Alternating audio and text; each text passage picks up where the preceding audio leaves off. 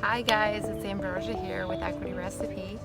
I'm just chilling on a park bench because I'm enjoying this amazing day out at Lake Vale, and I'll show you guys. It's just a great place to think about things, and I got to thinking about the listing that I'm going to be putting on later this week for a client of mine because it's a duplex, and I just think of all the amazing things that people can do with potentially having passive income in their lives.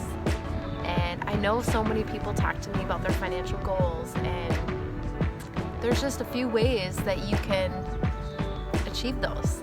And it seems like people talk about, house hacking, or maybe you've heard that, the whole passive income. How do you get passive income? What is that? And essentially it just means that you don't need to really do much in order to receive that income. But obviously there's some piece of it that you do need to do, right?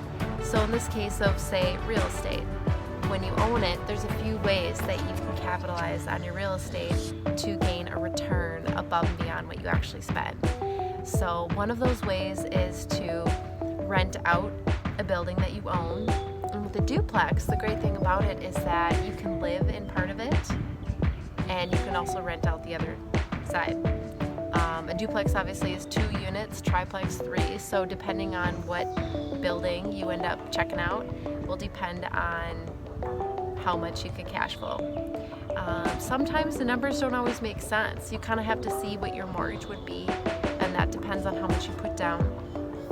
Then the utilities, obviously, so any other expenses, and then also kind of saving up some money in case something goes wrong, right? Sometimes things go out, refrigerators go out, or maybe you need to save up for a new roof. So the reason why I talk about this is I personally have been able to pay off my student loan debt by buying houses and living in them and fixing them up and even having roommates. And I just want to share that experience with other people because I feel so free with paying off that student loan debt. And now I'm able to do so much more than I've ever done before. So with this one that I have that's coming up this weekend, it's $200,000. Now, most people think you can't even buy a house with $200,000. This is true. So this is a rare opportunity. And right now, one of the units are actually already rented out, and the other unit you could live in. So I just wanted to kind of take some time, like I said, to share my personal experience with real estate so that others could potentially have the same experience.